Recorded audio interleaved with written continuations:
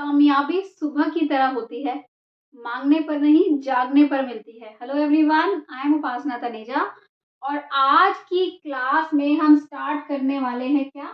Fundamental theorem of equivalence. ये हम group theory complete course जो प्लेलिस्ट है, इसमें हमारा मेन मोटिव है कि हम ग्रुप थ्योरी के सारे कोर्सेज अगर आप इस प्लेलिस्ट को विजिट करेंगे तो यहाँ पे आपको ग्रुप थ्योरी के जो सारे टॉपिक्स हैं वो मिलेंगे विद द हेल्प ऑफ। मैं पूरी कोशिश करती हूँ कि एग्जाम्पल्स और शॉर्ट ट्रिक्स साथ डिस्कस करते हुए चलूँ और जितना हो सकता है हम बेसिक से लेके चलते हैं कि ताकि आपको हर चीज़, अगर आप ये वीडियो फर्स्ट टाइम देख रहे हो तो आपको देखने में हर चीज़ वहीं पे ही समझ आ जाए।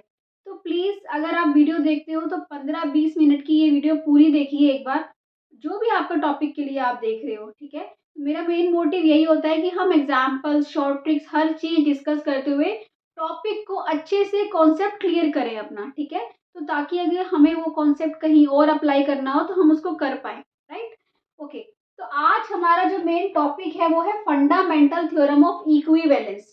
तो बेसिकली जो ये पूरा आप सब कुछ देख रहे हो ये कहाँ से स्टार्ट होता है? हमें पता है, देखो एक एक ए सेट होता है, राइट? हम ग्रुप थ्योरी जो स्टार्ट करते हैं किससे स्टार्ट करते हैं? सेट से स्टार्ट करते हैं, ठीक है? जब हमने वो सेट उठाते हैं ना ए, तो ग्रुप कब बनता है? वो जब वो ए के साथ एक ऑपरेशन डिफाइन करते हैं और वो जो ऑपरेशन के साथ चार प्रॉपर्टीज को सेटिस्फाई कर देता है तो हम उसको ग्रुप बोल देते हैं, राइट? अब यहाँ पे हमने क्या करना है, जो अब हमारा टॉपिक चल रहा है इक्विवेलेंस, और ये इतना इम्पोर्टेंट टॉपिक है कि हर मल्टीपल चॉइस जो क्वेश्चंस जो आते हैं, जो भी आपके कॉम्पिटिटिव एग्जाम्स होते हैं वहां पे आपको इसमें से टॉपिक्स मिलते हैं, राइट? तो देखो, अब हमने जो करना है पहले कार्टेशियन प्रोडक्ट, जो ऑलरेडी वीडियो है मेरे चैनल पे डिस्क्रिप्शन बॉक्स में डली हुई है, तो आप जो ये प्लेलिस्ट देख रहे हो यहाँ पे भी आपको ये वीडियो मिल जाएगी इसी प्लेलिस्ट में। कार्टेशियन प्रोडक्ट क्या होता है ना, कि अगर आप ए उठाया या दो सेट उठाए है ना, तो उन दोनों का कैसे कार्टेशियन प्रोडक्ट निकलता है, ऑर्डर्ड पेयर का सेट मिल जाता है ना। तो ये हम डिटेल में ऑलरेडी कर चुके हैं, तो यहाँ पे मैं इसको डिटेल में नहीं जाऊंगी। A cross A is Cartesian product, है ना, ऑफ सेट ए। आप दो सेट्स का भी ए और बी का निकाल सकते हो, राइट? उसके बाद आता है रिलेशन। रिलेशन क्या होता है? वो हम किसी सेट के ऊपर डिफाइन करते हैं और वो ए क्रॉस ए का सबसेट होता है, ठीक है? रिलेशन क्यों डिफाइन होता है, हर चीज मैंने आपको बहुत डिटेल में एग्जांपल्स के साथ यहाँ भी बताई हुई है कि रिलेशन कौन कौन से होते हैं, सिमेट्रिक, असिमेट्रिक, रिफ्लेक्सिव, है ना, इररिफ्लेक्सिव, ट्रांजिटिव, और जो भी होते हैं ये सारे कि कब कब कौन कौन से कैसे कैसे रिलेशन बनते हैं, क्यों बनाते हैं। I related with real life examples as well over there, ठीक है? तो आप वो देख सकते हो। उसके बाद हम आए किस पे? इक्विवेलेंस रिलेशन पे। ये रिलेशन का ही है कि जो आरएससी है ना, यहाँ पे हम बोलते हैं reflexive, symmetric and transitive relation होता है, उसको हम बोलते हैं वो इक्विवेलेंस रिलेशन है। तो ये तीन चीजें बहुत इंपॉर्टेंट थी। उसके बाद इंपॉर्टेंट था क्या? पार्टीशन, कि कोई भी प्रॉपर्टी है उसका कैसे पार्टीशन होता है, कि इक्वल इक्वल में बांट सकते हो, तीन हिस्सों में बांट सकते हो, चार हिस्सों में बांट सकते हो, प्रोवाइडेड उन सब में कुछ कॉमन नहीं होना चाहिए और उन सबका यूनियन पूरी प्रॉपर्टी होनी चाहिए, है ना? मतलब सबको इकट्ठा करें तो पूरी प्रॉपर्टी मिल जाए और सबको अलग अलग करें तो उनमें कुछ भी कॉमन नहीं होना चाहिए, तो लड़ाई होगी। पार्टीशन का मतलब तो यही होता है, राइट? तो ये पार्टीशन का टॉपिक भी विद एग्जांपल्स, ऐसे रियल लाइफ एग्जांपल देके हमने ये भी डिस्कस किया हुआ है। फिर हमने पढ़ा था इक्विवेलेंस क्लासेस कैसे बनती है ना? कोई सेट है, उसका एलिमेंट है और एक रिलेशन डिफाइन करना पड़ता है। ये सारी चीजें आपस में बहुत ज्यादा रिलेटेड है, इंपॉर्टेंट है। रिलेशन डिफाइन करते हो, फिर ये देखते हो कि उसकी एक ही क्लास में उस वो वाले एलिमेंट्स आएंगे, क्लासेस बन रही है यहाँ पे, है ना? तो हम क्लास बना रहे हैं, ये एक ही क्लास में वो वाले एलिमेंट आएंगे, जैसे हम मिडिल क्लास लोगों की क्लास बनाते हैं या फिर रिच अपर क्लास है वहां बनाते हैं कि अपर क्लास लोग वही होंगे जो 1 ईयर में कितना 1 मिलियन से ऊपर अर्न करते हैं, है ना? तो या 5-10 मिलियन से ऊपर अर्न करते हैं या 20 मिलियन से ऊपर, तो हमने एक रिलेशन डिफाइन कर दिया कि ऐसा ऐसा अगर होगा तो वो उस क्लास में आएंगे। तो ऐसे हर एलिमेंट की, सेट के एलिमेंट की क्लासेस बन जाती हैं, ठीक है? सेट तो बहुत बड़ा होगा, रिलेशन के अकॉर्डिंग क्लासेस बन जाती हैं, ठीक है? तो हमें ऐसे क्लासेस बनाना सीखा ग्रुप थ्योरी में। यहाँ रियल लाइफ में हमने वैसे देखा कि पूरे लोग हैं, उसमें से अपर क्लास होंगे, एक क्लास अपर क्लास की है, एक मिडिल क्लास है, एक लोअर क्लास है ना? उसके अकॉर्डिंग कैसे कैसे हमने डिफाइन करा कि अगर इतनी आपकी इनकम होती है तो आप इस क्लास में हो, इतनी इनकम होती है तो आप इस क्लास में हो। अकॉर्डिंग टू दैट हमने रिलेशन डिफाइन करके अलग अलग क्लासेस बना दी। ग्रुप थ्योरी में क्या होता है, ग्रुप थ्योरी में हमारे पास सेट होते हैं, रिलेशन कुछ भी हो सकता है, कॉन्जुगेसी का, आइसोमॉर्फिज्म का, है ना। ये आपको मेरी जो लास्ट की वीडियोस हैं सारा मैंने डिटेल में, और थ्योरम भी सॉल्व करी है, वहाँ सब कुछ मिल जाएगा, थ्योरम्स भी हैं, एग्जाम्पल्स भी हैं, है ना। तो ये सब कुछ हम कर चुके हैं डिटेल में डिस्कस। आज हम फोकस कर रहे हैं किस पे, फंडामेंटल थ्योरम ऑफ इक्विवेलेंस पे, और उसके बाद हम आएंगे कॉन्जुगेट क्लासेस और क्लास इक्वेशन पे, which is very very important topic. So आ जाओ, मैंने बहुत शायद आपको बोर कर दिया ये बता के, तो आज स्टार्ट करते हैं। अब हम अपना topic fundamental theorem of equivalence, और प्लीज एंड तक देखना, हम इसका पूरा प्रूफ करेंगे, एग्जाम्पल भी देखेंगे, ठीक है। अगर अच्छा लगे तो सब्सक्राइब करके जाना, और if you can share my videos तो शेयर कर दो। और ये सारे टॉपिक्स मैंने ग्रुप थ्योरी के नोट्स बनाए हैं, उन नोट्स में मैंने बहुत अच्छे से एक्सप्लेन करके साइड में हिंदी में भी एक्सप्लेन किया है, वो नोट्स भी आप ले सकते हो। उनको देख, नोट्स को लेने के लिए एक वीडियो बनाई हुई है मैंने, ग्रुप थ्योरी नोट्स, तो वो वीडियो देख लो कि कैसे आप नोट्स ले सकते हो और उससे कैसे कांटेक्ट कर सकते हो, ठीक है। तो अब ज़्यादा टाइम वेस्ट नहीं करते, आगे स्टार्ट करते हैं क्या, ये fundamental theorem of equivalence.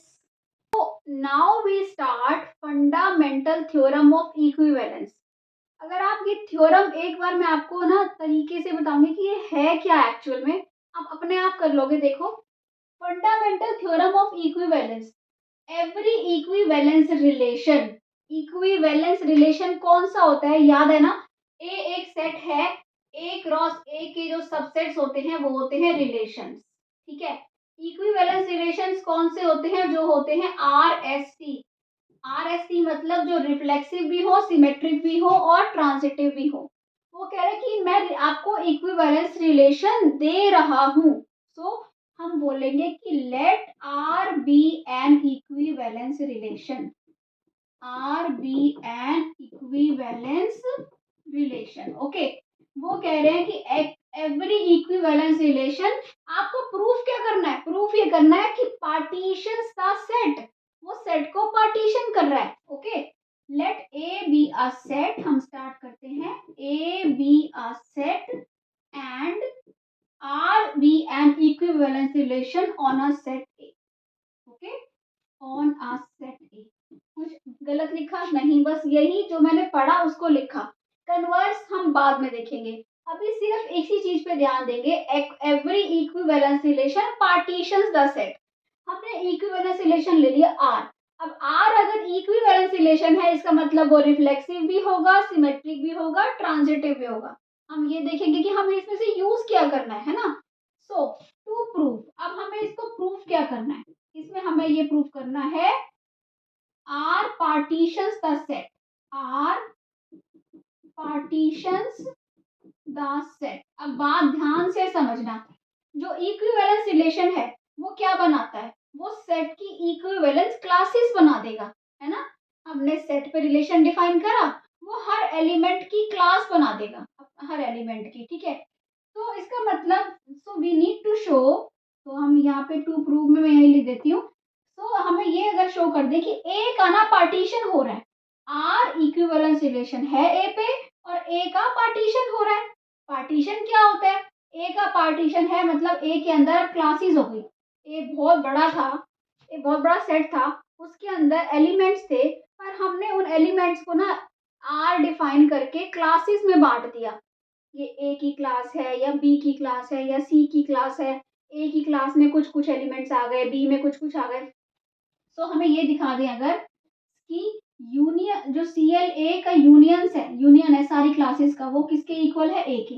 Partition क्या होता है, मैंने बताया था ना आपको, आप किसी प्रॉपर्टी का पार्टीशन कर रहे हो तो जितने भी हिस्सों में बांटोगे, 3 भाई हैं 4 भाई हैं, अगर आपने उनके जितने भी हिस्सों में बांटा तो क्या होगा, उसमें ये होगा कि सबको एक एक एक हिस्सा मिल गया, पर चारों में कुछ कॉमन नहीं होगा, टोटल मिला के ए होना चाहिए, हम छोड़ेंगे तो नहीं ना। अगर पार्टीशन कर रहे हैं तो पूरी प्रॉपर्टी का होगा, और 4-5 हिस्से में, जितने भी हिस्से में होगी वो डिवाइड हो जाएगी। तो पूरी प्रॉपर्टी का जो यूनियन होना चाहिए ना, यहाँ पे क्या बन रही है, यहाँ प्रॉपर्टीज क्या बन रही है, हिस्से जो हो रहे हैं वो क्लासेस बना रही है, क्लासेस हिस्से कर रही है उसके, ठीक है। तो जब सबका यूनियन होना चाहिए वो क्या होना चाहिए, ए होना चाहिए। तो इंटरसेक्शन होना चाहिए CLA intersection CLB should be equal to 5 for all AB belongs to A, है ना। कि हम जनरल ले लेते हैं कि किन्हीं भी दो क्लासेस का इंटरसेक्शन आपस में क्या होना चाहिए, 5। तो हमें ये दो कंडीशंस को प्रूव करना है, ठीक है। अब हमारी बात आती है किस पे, हम फर्स्ट उठाते हैं ये, ठीक है, कि यूनियन जो है ना वो CLA का किसके इक्वल है, ए के इक्वल है। तो आप ये कैसे दिखाते हो, अगर मैं आपको बोलूं कि A equal to B prove करो, तो आप कैसे प्रूव करोगे। आप ये प्रूव कर देना कि A B में कंटेन्ड है, B A में कंटेन्ड है। 11th क्लास की सेट्स में भी हम ये चीजें करते थे, है ना, कि A equal to B prove करना है तो ये दिखा दो A is contained in equal to B, B is contained in equal to A, तो A इक्वल टू क्या होगा, B होगा। यहाँ पे हमें ये दिखाना है union CLA is equal to A, right. तो हम क्या करते हैं, सो लेट आपका क्या है यहाँ पे ए बी ए सेट है, ये लिखा हुआ है हमने, ए बिलोंग्स टू ए, राइट। तो बताओ CLA में कौन से एलिमेंट आएंगे, एक्स, सच दैट कौन से X, X belongs to A and X is related to A, वो वाले आएंगे जो एक्स रिलेटेड टू ए है ना, सच दैट तो क्या हो जाएगा, X is related to A, relation में आते हैं, है ना, X is related to A, ये CLA में आएंगे, ठीक है। अब ये जो बन रही है यूनिट क्लासेस, ये क्या नहीं होनी चाहिए, एम्प्टी नहीं होनी चाहिए। जो हम पार्टीशन बना रहे हैं कोई भी पार्टीशन एम्प्टी तो नहीं होनी चाहिए।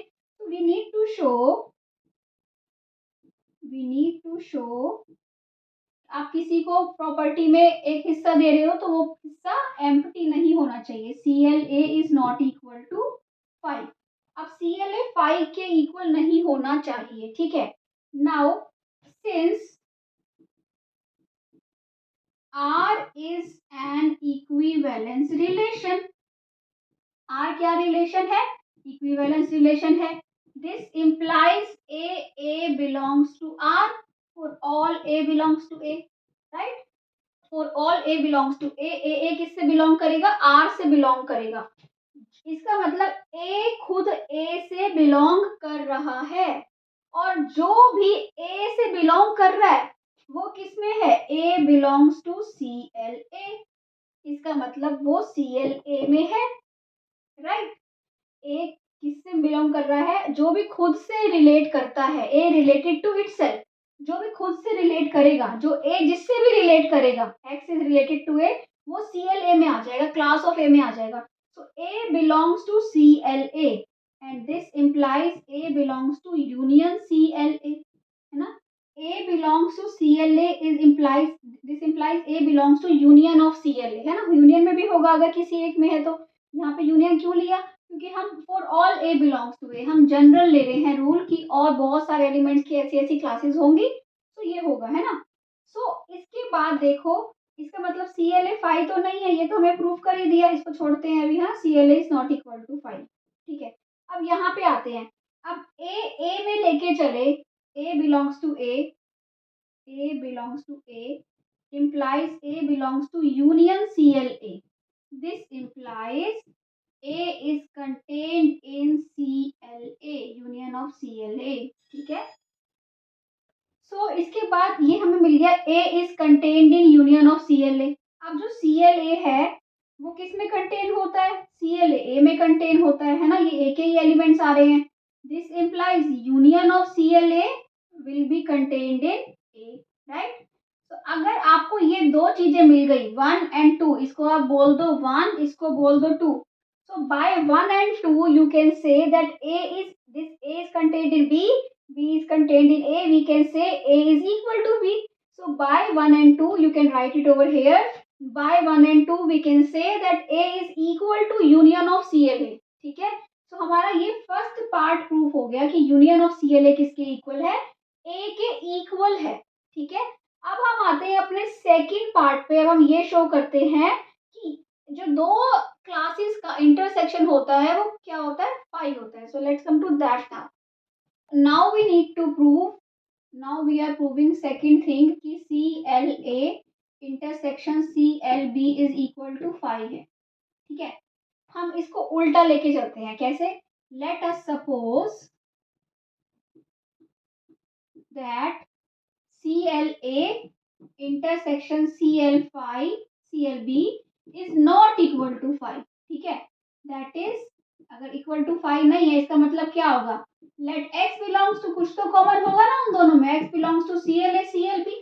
अगर x अब दोनों के इंटरसेक्शन सेक्शन में है, this implies x belongs to CLA and x belongs to CLB, right, okay. x this implies x अगर CLA में है, x is related to A and x is related to B. This implies A is related to x and x is related to B. A x से related है and x B से है, इसका मतलब क्या हुआ, A is related to B, A B से related है, ठीक है। तो अब हम ये सपोज करते हैं कि लेट कोई एक एलिमेंट है वो CLA में है, ठीक है, कोई और एलिमेंट अगर ये CLA में है, this implies y is related to A and we know कि A किससे, A इज रिलेटेड टू किससे है, A is related to B, इसका मतलब क्या हो जाएगा, Y is related to B, Y is related to A and A is related to B, इसका मतलब हो जाएगा कि Y B से रिलेटेड है, ठीक है। अगर लग स्पीड ज्यादा हो तो प्लीज थोड़ा सा स्पीड स्लो कर लेना, और अगर आपको समझ आ रहा है तो फास्ट, क्योंकि इसमें कुछ भी नहीं है, Y हमने दूसरा एलिमेंट ले लिया CLA में, अब Y A से रिलेटेड होगा क्योंकि क्लास ऑफ A में है, और A किससे रिलेटेड है, B से, ऑलरेडी हम ये प्रूव कर चुके हैं, so Y is related to B, okay. This implies, इसका मतलब क्या हो गया कि what we had taken, Y belongs to CLB, B की क्लास में भी आ गया इसका मतलब Y, इसका मतलब क्या हुआ, CLA is contained in CLB, okay. Similarly आप अगर इसको उल्टा लेके चलो, कोई B का ले लो और ये दिखा दो, similarly we can show CLB is contained in CLA. This implies, इसका मतलब क्या हो जाएगा, this implies CLB is equal to CLA, equal हो जाएंगे ये।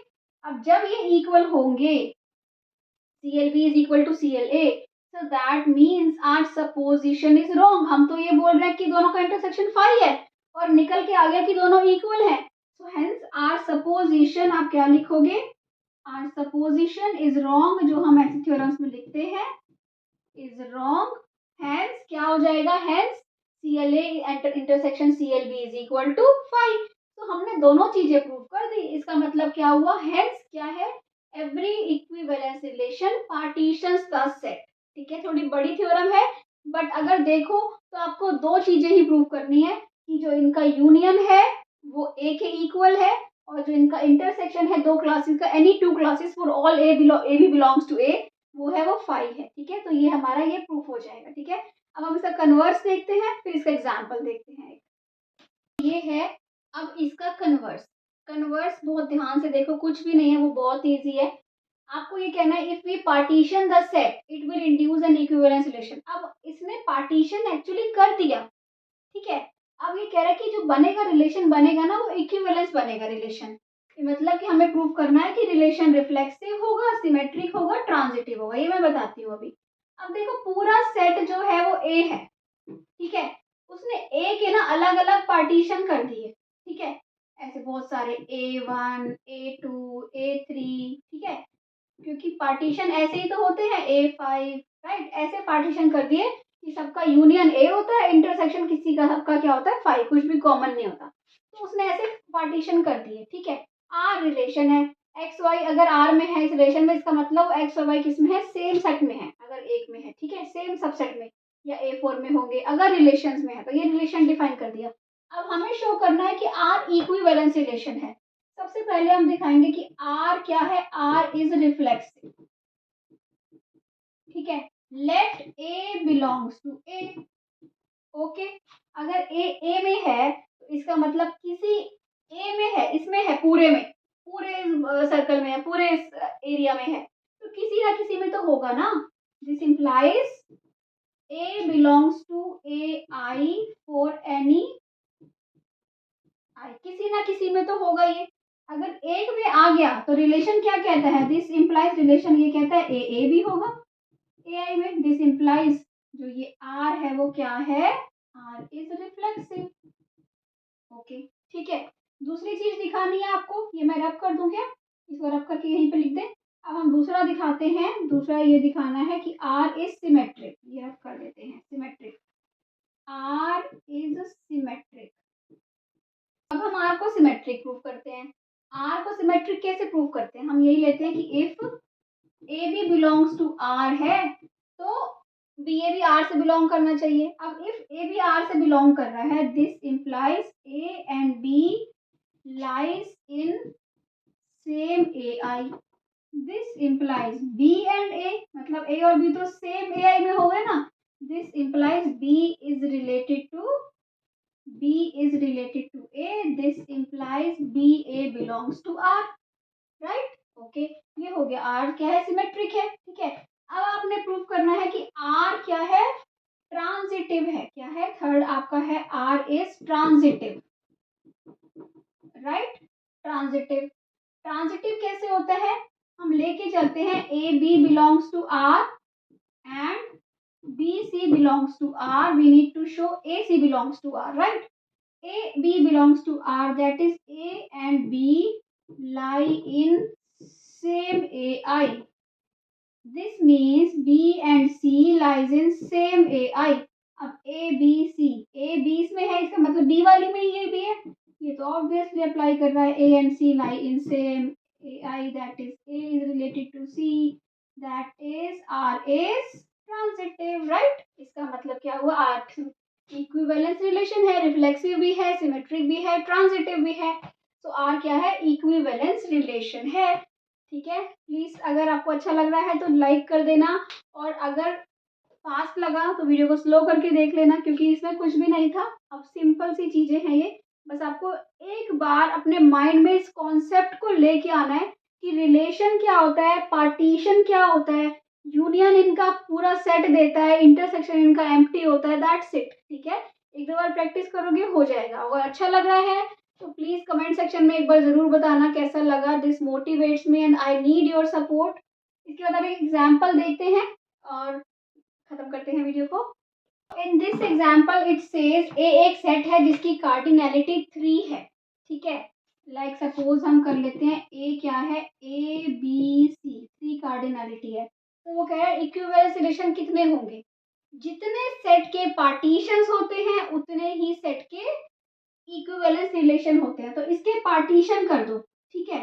पहला पार्टीशन क्या होगा, जिसमें ए बी हमें पता है कि कुछ भी कॉमन नहीं होना चाहिए, राइट। दूसरा पार्टीशन क्या होगा, ए और बी को एक साथ कर दिया, सी को यहाँ कर दिया, ठीक है। तीसरा पार्टीशन क्या होगा, A and B C. Fourth partition क्या होगा, B and A C, right. और फिफ्थ पार्टीशन क्या होगा, ए बी सी, राइट। तो इसके 5 पार्टीशन हो सकते हैं, इसका मतलब नंबर ऑफ इक्विवेलेंस रिलेशन कितने होंगे, ए। तो ये यू आप ऐसे भी बोल सकते हो, P of if cardinality of A is n, number of equivalence relation is Pn, partition of 3। सो ये हमने निकाल लिया, सेट के पार्टीशन अलग होते हैं, नंबर्स के अलग होते हैं। तो ये बात मैंने अपनी जो वीडियो बनाई थी पार्टीशन की उसमें डाल दी है, अच्छे से देखना पार्टीशन क्या है, इक्विवेलेंस रिलेशन क्या है, आपको अपने आप चीजें क्लियर होंगी। तो ये थी फंडामेंटल थ्योरम ऑफ इक्विवेलेंस। इसके बाद हम क्लास इक्वेशन पढ़ेंगे, है ना। क्लास इक्वेशन बहुत ही इम्पोर्टेंट टॉपिक है, और ये हम क्लासेस पढ़ेंगे, और हम बहुत सारी शॉर्ट ट्रिक्स भी करने वाले हैं नेक्स्ट वीडियो में। तो प्लीज़ अगर अच्छा लग रहा है तो इस पूरी प्लेलिस्ट को एक बार देखिए, ये बहुत ही इम्पोर्टेंट प्लेलिस्ट ग्रुप थ्योरी की, अगर आपने ग्रुप थ्योरी पढ़ना है तो आई गारंटी यू इस प्लेलिस्ट के बाद आपको group theory definitely with concept clear हो जाएंगे, आपके सारे अच्छे से समझ आ जाएगा। और प्लीज़ अच्छा लगे तो कमेंट सेक्शन में बताना, और अपने फ्रेंड्स के साथ अगर शेयर कर सकते हो तो शेयर कर देना। Thank you for watching, bye bye.